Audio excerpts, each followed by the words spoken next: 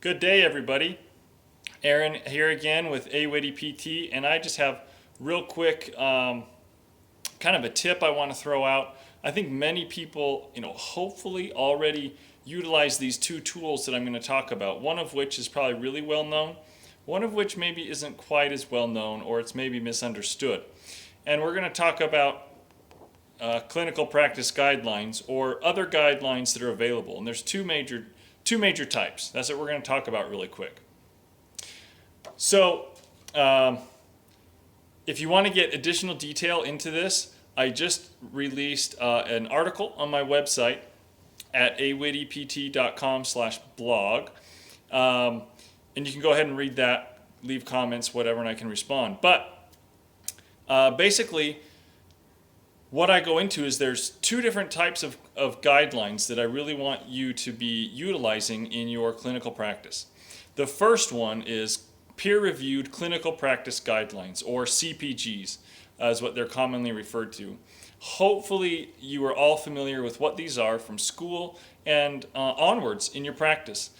They are developed under tons of scrutiny, utilizing both national and international standards, including systematic review standards and otherwise.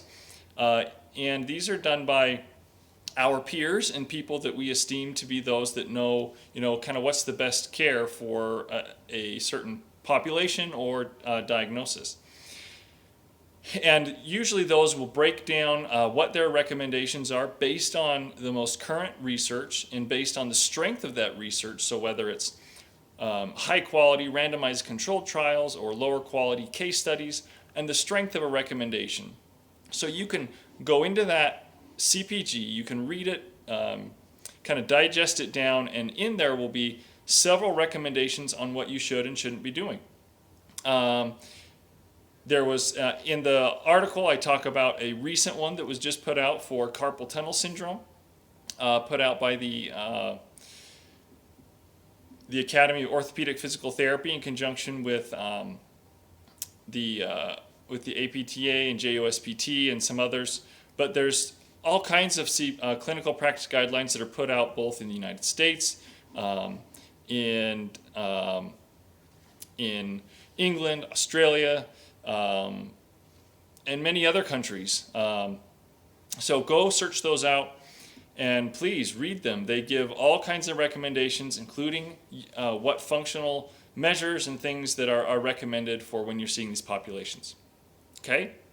Now the second one, now these are certainly different in their purpose, but another type of guideline that are out there are the guidelines that utilization management companies and health plans use to determine how much of a person's health benefit should be used, or what they're going to determine as being skilled care or needed care.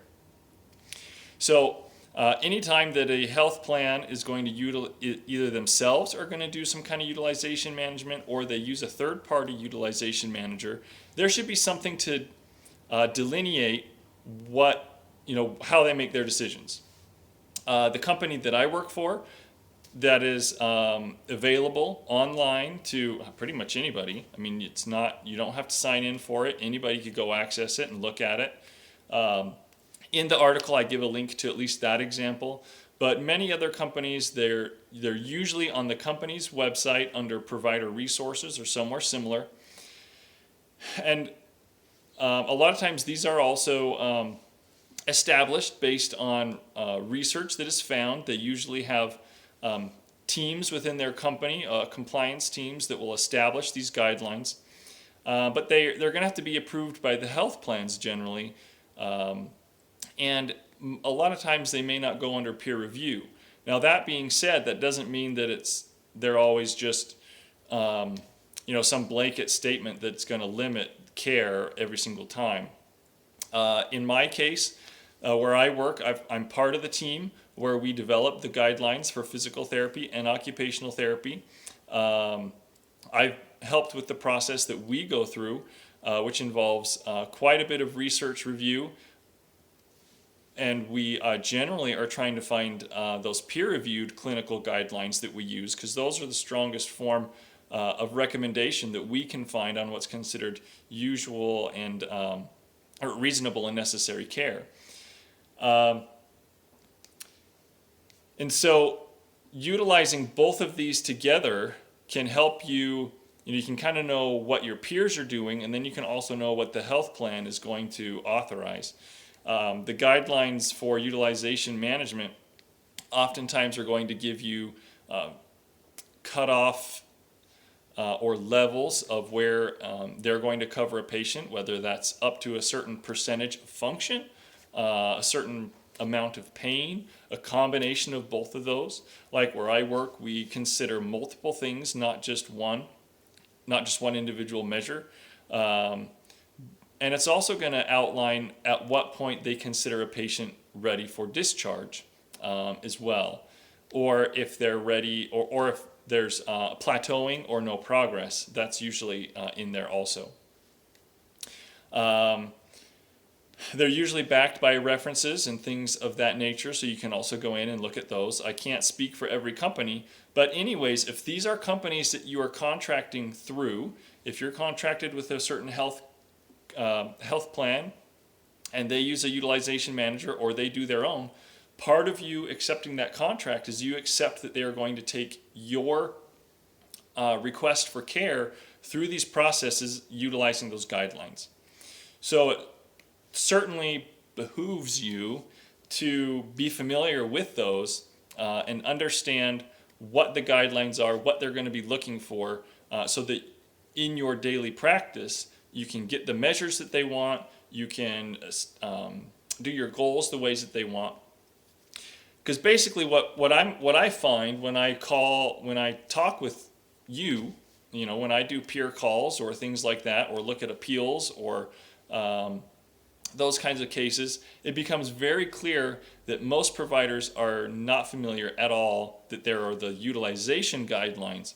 And sometimes it's very clear that there are providers that I don't think they may know that there are also peer-reviewed clinical practice guidelines, but I don't know that they're really using them very much either. There's some scary stuff out there.